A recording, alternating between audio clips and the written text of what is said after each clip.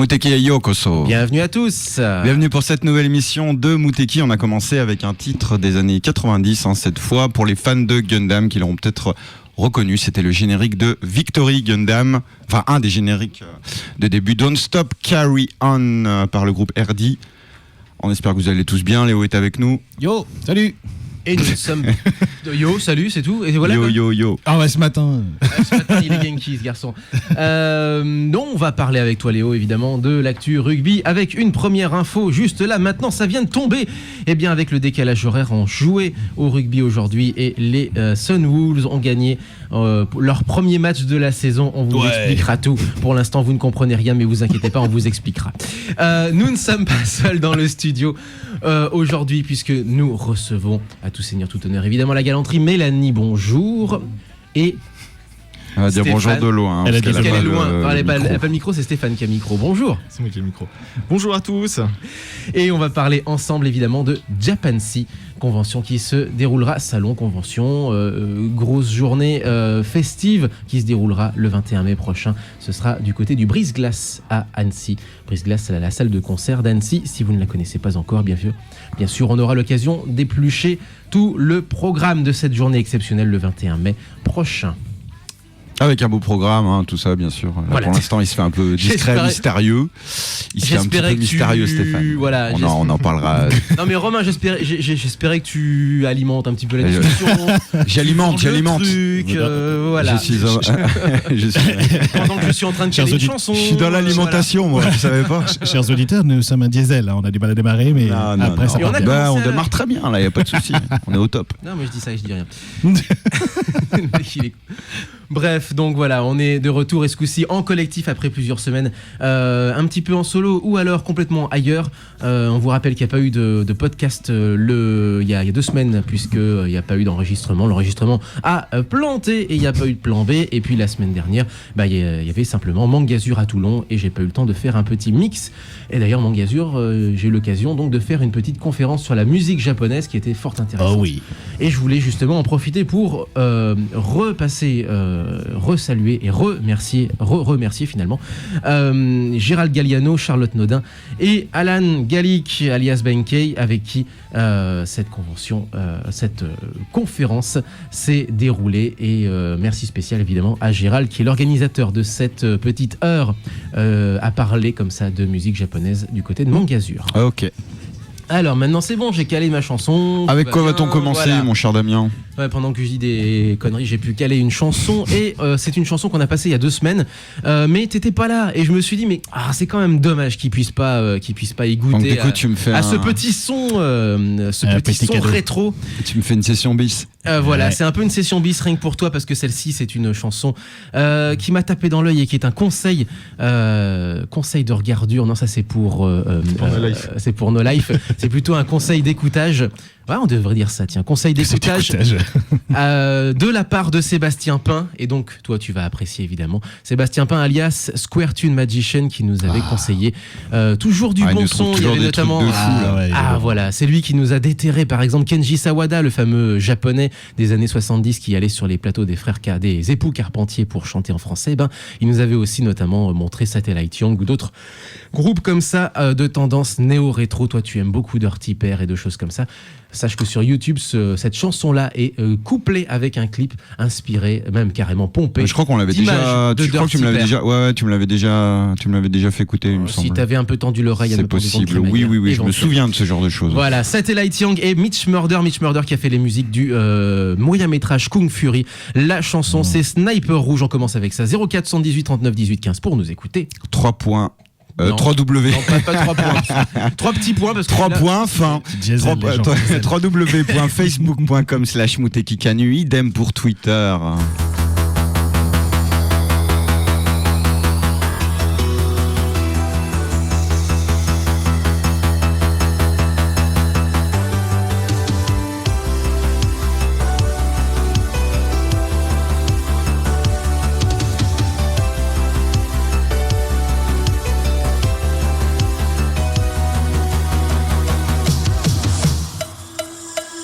夢の中のルーツ感触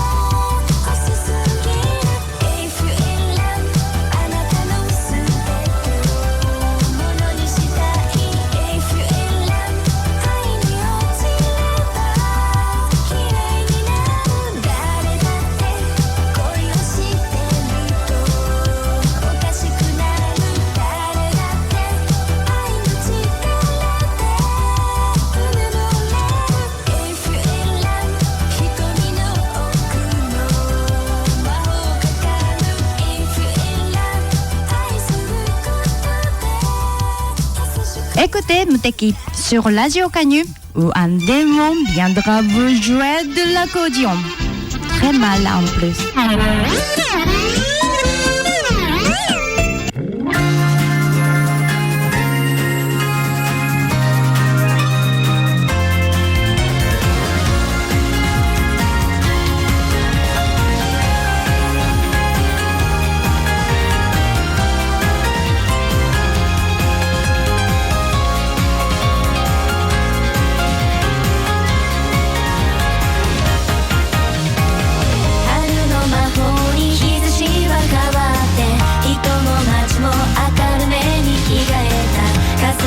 空で気づけば知らずに僕は口ずさんでいた遠い昔の記憶の彼方に忘れかけてた二人のフェバリットソングなぜこの曲が浮かんだのだろう突然に愛しさはいつもずっと前から準備してるノイズだ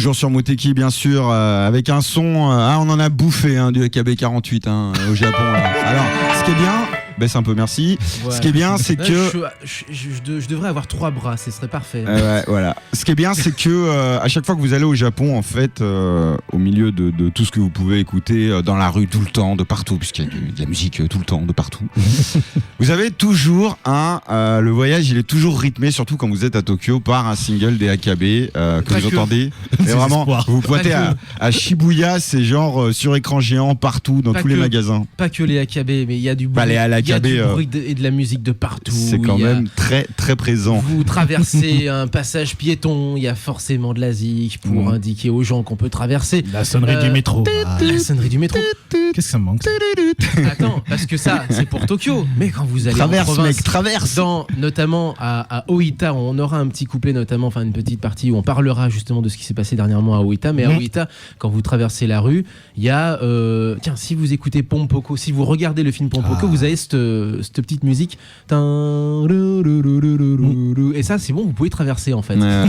Et c'est, bref, c'est Japon quoi. C'est Japon. C'est le Japon.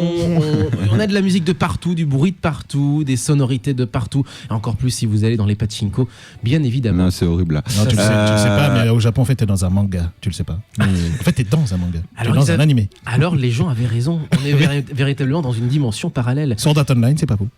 Dernier single en date, donc, sorti début mars, là, c'était Kimi wa Melody. Et bien justement, la transition est parfaite pour parler de dimension parallèle, puisque pendant une journée, je regarde le programme de Japan Sea. Il y a énormément de choses à faire en une seule journée, je le rappelle. Stéphane, est-ce qu'on peut un petit peu détailler ce qui va se passer? Il y a comme point central toujours une journée culturelle qui se passe donc autour du brise-glace. C'est bien ça? C'est bien ça. Il y a donc la journée donc le 21 mai au brise-glace, c'est la journée centrale, c'est la journée culturelle, donc de 13h à 20h. Et donc on aura... Ah mais vous commencez à 13h? Ouais. D'accord. Donc ça va être du méga concentré quoi. C'est du méga concentré. Du méga concentré quoi. D'accord. Du gros concentré. ça c'est fait.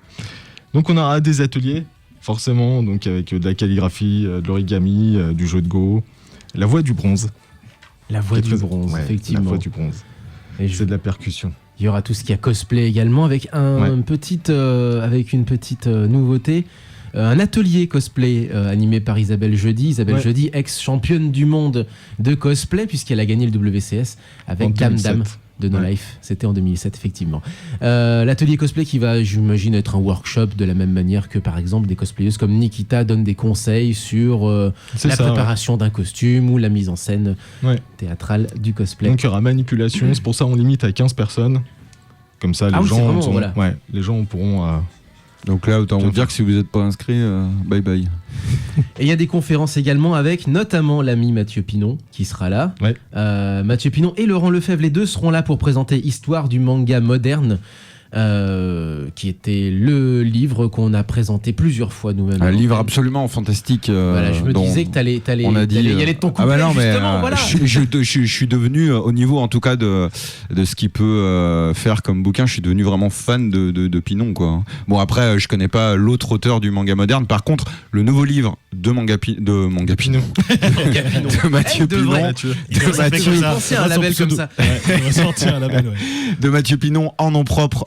Les 108 étoiles du Japon, on vous le recommande fortement. Moi, j'ai pu commencer à le lire et le feuilleter, vraiment très très intéressant, un concentré en fait de toutes les figures qui ont pu faire l'histoire du Japon moderne. Alors c'est très très large. Ça va aussi bien de la politique, en passant par les acteurs, les chanteurs. Tout est on va dire séparé en catégories. C'est très ludique. C'est un petit peu de la façon dont a été fait l'histoire du manga moderne, donc beaucoup de couleurs, de la photo, beaucoup d'anecdotes, un rapport toujours un petit peu social, socioculturel par rapport à l'époque concernée. C'est absolument passionnant.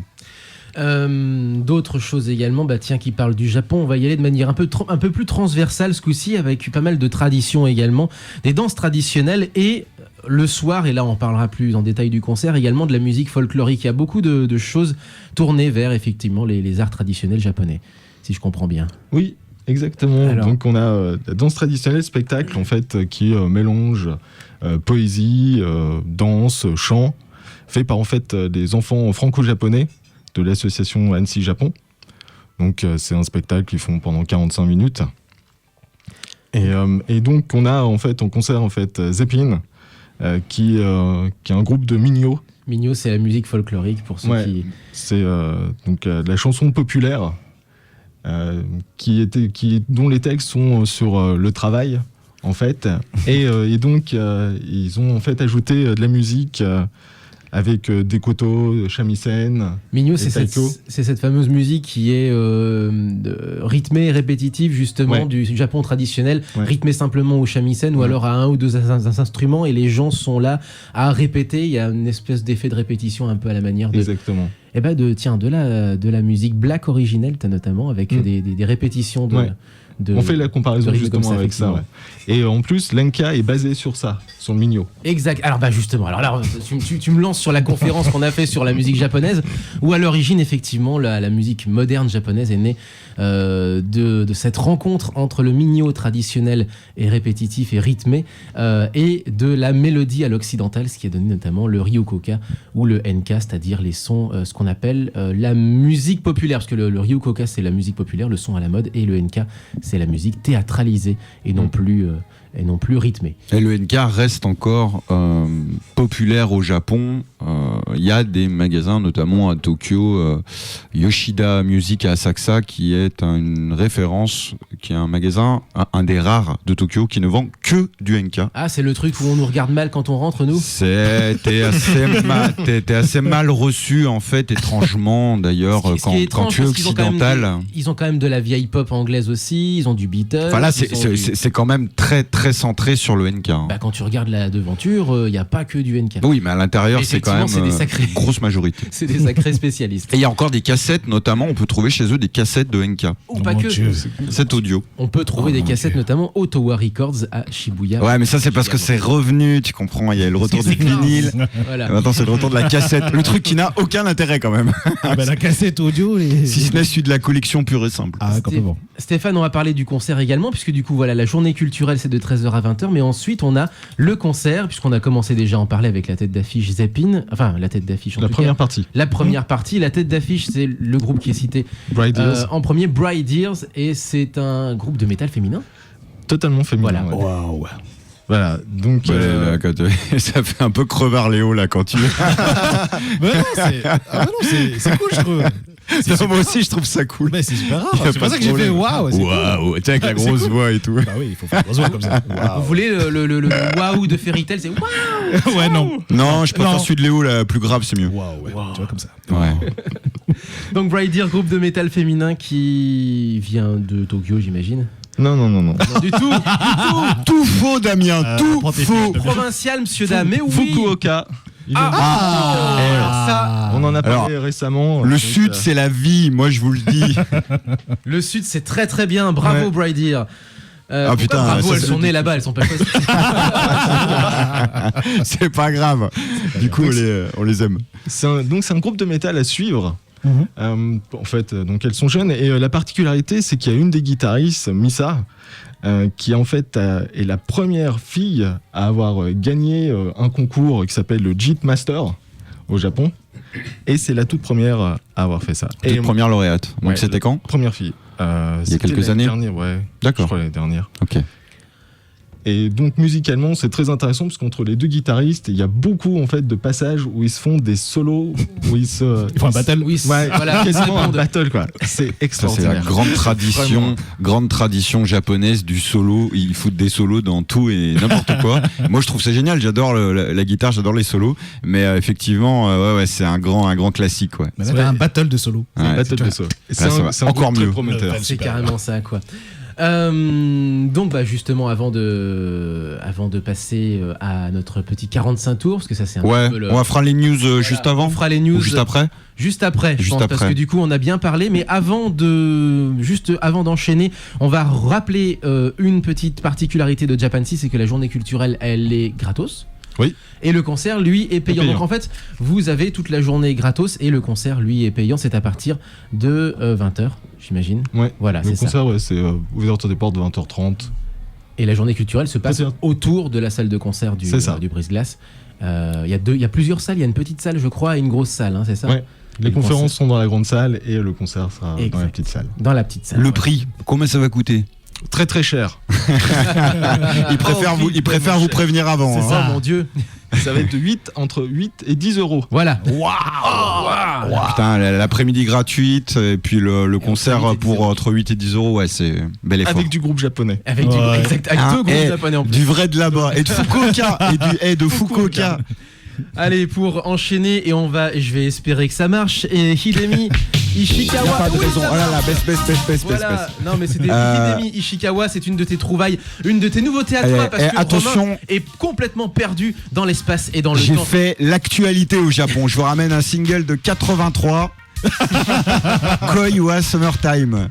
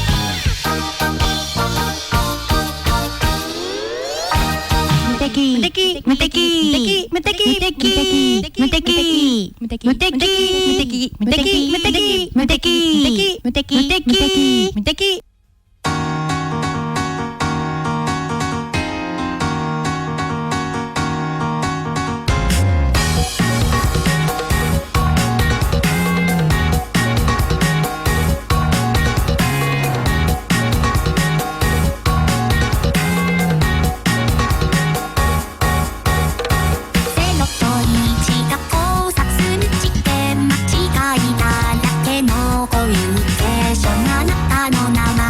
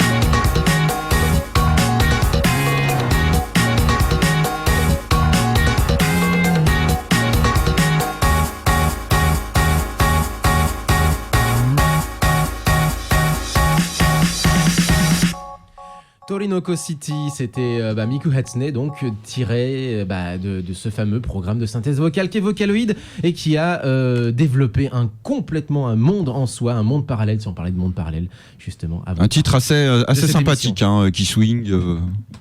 Qui swing pas trop mal, tu vois, ça passe bien finalement. Le mec qui me disait niveau Vocaloid sympa, ça existe pas.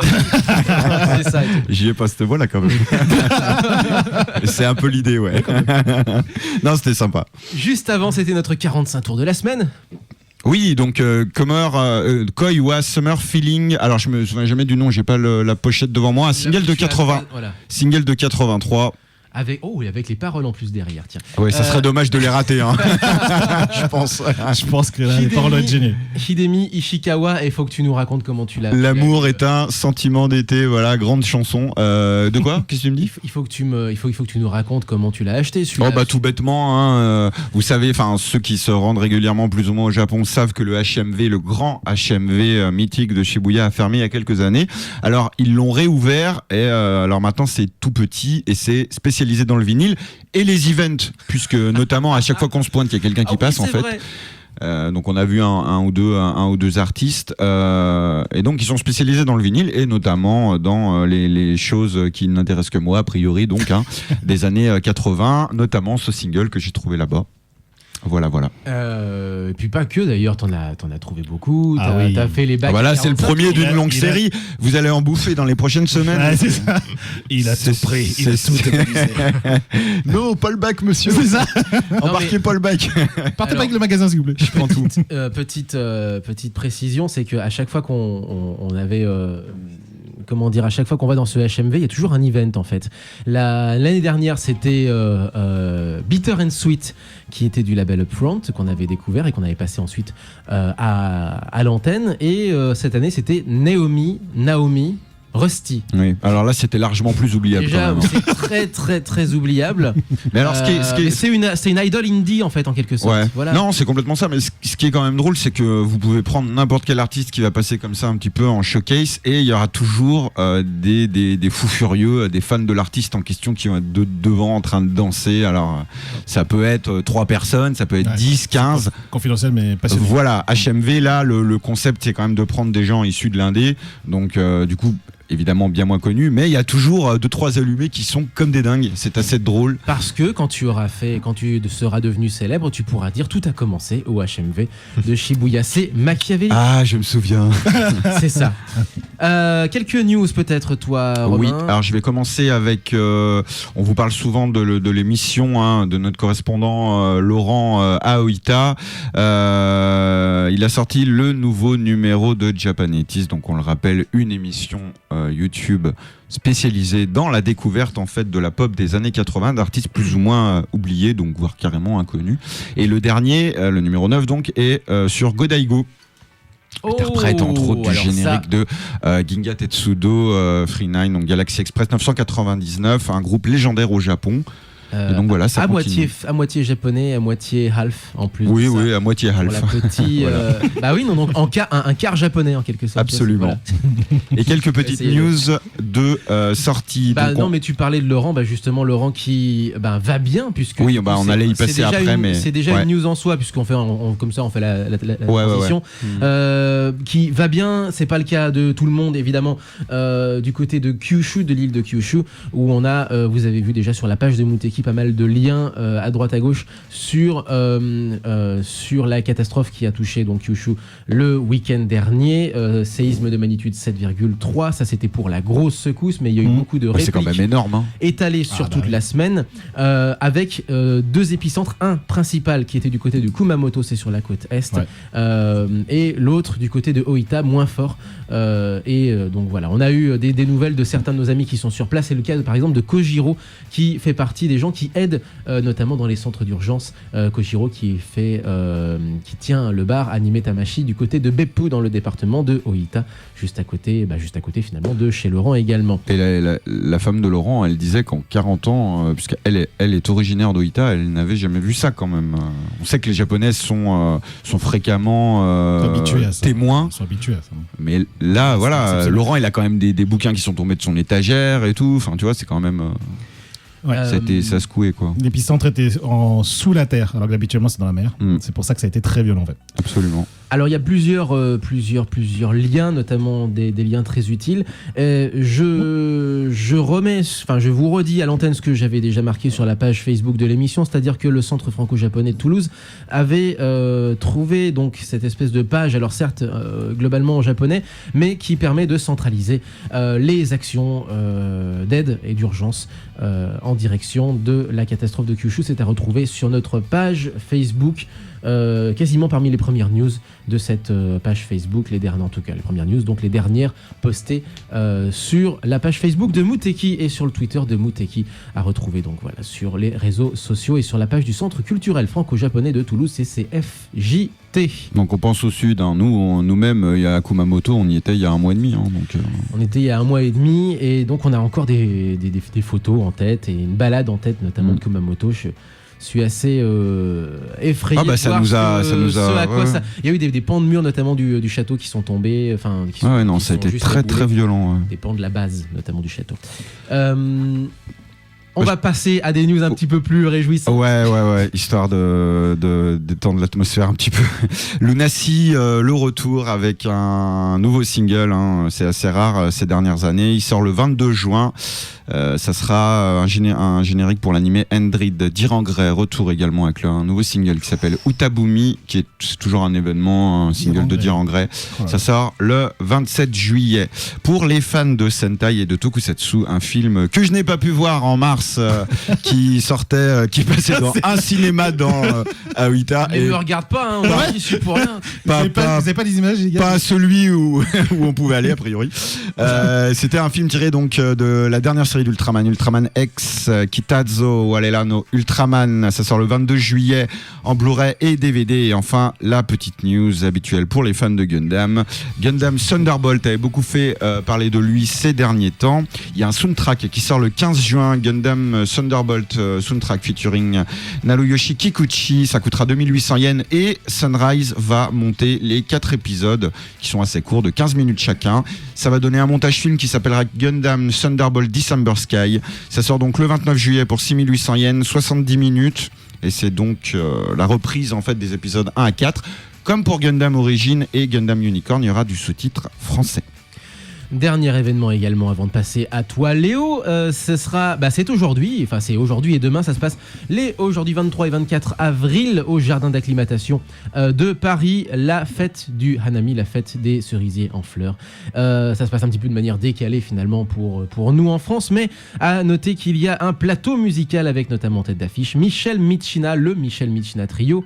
Michel Michina que vous avez peut-être vu puisqu'elle a présenté la conférence de presse, la grosse conférence événement d'annonce du programme de Japan Expo. Vous savez très bien que Japan Expo n'annonce pas tous les événements qui auront lieu en son sein, mais bon, c'est quand même elle qui assurait le show et qui va à nouveau assurer le show. Michel Michina qui a une particularité, à part de jouer évidemment du très bon groove, c'est qu'on l'a complètement loupé au Japon, c'est qu'elle était en tournée pendant que nous on était au Japon, donc finalement je me suis dit mais c'est génial, on va pouvoir la voir ça tombait mal. Sur place chez elle. Elle jouait à Tokyo quand on était dans le sud, elle jouait dans le sud quand on était à Tokyo, et pire encore Romain, rends-toi compte qu'elle jouait au Daimaru le soir où on y est allé, sauf que nous on est allé en début de soirée, elle a joué en fin de soirée. Alors, Daimaru qui est le centre tout ça pour quand même aller trouver le Kit Kat Shop, le magasin Kit Kat du Daimaru qu'on a cherché, qu'on a mis 1 heure à trouver, qu'on l'a trouvé. C'est vrai que c'est bête quand même. Centre commercial emblématique de Fukuoka où se trouvent notamment certaines boutiques, notamment la boulangerie Paul Bocuse. C'est une sorte de galerie Lafayette japonaise. Mais t'as pas dit le mot, c'est une galerie Balnave. Voilà. Une galerie pour se la péter. Beaucoup de nourriture. Et le magasin Kit Kat où vous pourrez payer vos Kit Kat 2000 yens. Qui se réduit à une devanture et c'est tout. Voilà. Et des trucs chers. Léo, à toi, puisque du coup, ça y est, enfin, les Sunwolves ont gagné un match. Qu'est-ce que c'est que les Sunwolves ? C'est l'équipe japonaise de rugby du championnat de l'hémisphère sud. Ça va, j'ai bien résumé? C'est exactement ça. Donc on va aller vite parce qu'il nous reste encore un peu de temps. Les Sunwolves donc ont enfin gagné un match effectivement. Ça doit être la 7e ou 8e journée de championnat de l'hémisphère sud, ce qui est bien. Franchement c'est bien. Alors c'est contre les Jaguares pour ceux qui savent pas. Les Jaguars Les d'Argentine. Jaguars de l'Argentine, c'est l'autre franchise. Super championnat de plusieurs pays et tout. Ouais, voilà. c'est les franchises australiennes, néo-zélandaises, sud-africaines et donc la franchise argentine. Et donc ils ont battu les Argentins, ce qui est très bien. Franchement, c'est bien. Non, c'est bien parce que ils sont. Alors, j'aime bien les commentaires parce que la semaine dernière. C'est juste que le contraire serait étonnant de pas gagner. Ça, ouais, bah les Argentins sont forts. Non, mais les Argentins sont forts. Non, ce qui est surtout bien, c'est que ça fait suite à la semaine dernière où il y a eu justement eu l'événement de Kumamoto et d'ailleurs il y a un stade du championnat du monde de rugby qui a été touché par cela. Et donc la semaine dernière, personne n'a fait le rapprochement, mais l'équipe de Sunwolves se sont fait écraser par l'équipe des. Faut pas le dire. Voilà, Ils ont perdu 92 à quelque chose. Ouais, c'est ça. Et personne n'a fait le rapprochement. Donc tout le monde a dit oui, cette franchise est nulle, etc. Puis il y a un Twitter qui a fait oui, je vous rappelle quand même qu'il y a eu un tremblement de terre à Kumamoto et donc il y a certains joueurs qui étaient l'origine de Kumamoto. Donc c'est un peu dommage de pas y penser. Donc voilà, ils sont rattrapés. C'est bien. C'est bien. 36, franchement, c'est bien. 36 à 28 avec combien? Alors attends, parce que du coup, avec 1, 2, 3, 4, 5, 6. Non, mais j'ai le tableau, tant qu'à faire. Hein. Ouais. 7 pénalités de PC, le Samoan, et un seul essai japonais. Hein, voilà, parce que du coup, ça a beau être une équipe japonaise, il y a beaucoup d'étrangers. Il y a des Samoans, des Américains, des Australiens et des Néo-Zélandais. Je vais faire vite sur les résultats récents, parce que je peux pas depuis un certain temps. Rugby à 7, le Japon revient en élite. La saison prochaine, j'espère qu'ils vont mieux figurer que la dernière fois. Mais en tout cas, le Japon s'est qualifié. Ils ont éclaté toutes les autres équipes durant ce tournoi de qualification et en encaissant 0 essai quand même. Hein. 0 essai pendant tout le tournoi. Il y a juste à la fin, finale contre Hong Kong. Et contre Hong Kong, ils ont été menés largement à la mi-temps. Et puis ils se sont rattrapés. Ils sont gentlemen, Hong Kong, britannique, machin bidule, etc. C'est ça, ils sont gentlemen. Ils ont laissé le Japon se qualifier pour le tournoi élite la saison prochaine. Donc en fait, en élite, ils vont se faire éclater l'an prochain. Ça devrait aller mieux. Enfin, okay. J'espère en tout cas que ça va aller mieux. Et puis, résultat récent, tournoi de Singapour. Donc le Japon a bien commencé. Ils ont quand même battu le Pays de Galles. C'est à noter quand même. Après ils ont perdu 2 défaites en deuxième journée, donc dernier du tournoi chez les filles, parce qu'il faut parler des filles aussi. Elles ont fait un tournoi à Langford et à Atlanta, finale perdue contre l'Irlande en ball et malheureusement fini dernière. Ouais, c'était pas mal. Fini dernière en tournoi de Langford. Par contre les enfants, il y a le circuit mondial féminin de rugby à 7 qui arrive à Clermont-Ferrand.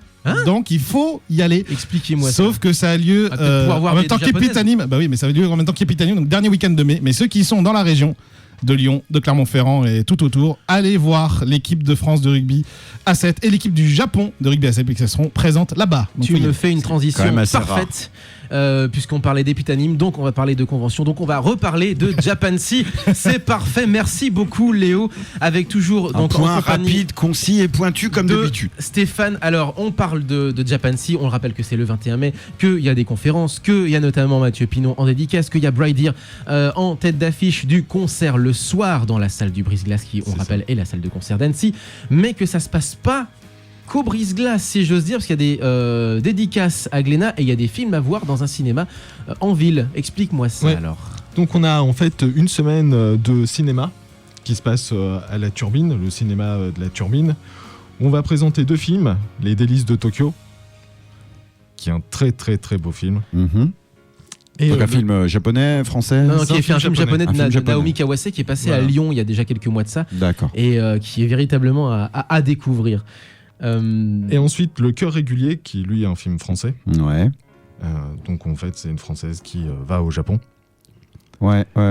C'est pas si j'en ai entendu parler de celui-là. Le Cœur régulier. On remet donc Les Délices de Tokyo et Le Cœur régulier. Ouais. Ça c'est au cinéma La Turbine. À la Turbine. C'est celui qui avait fait le film, le réalisateur, c'est l'auteur qui avait été primé à Cannes pour... Non, c'était pas ça. Alors, pour son film d'avant, là. Tu m'en demandes beaucoup, là. J'ai beau avoir des choses, des antisèches sous la main. D'accord. Là, tu m'en demandes quand même beaucoup.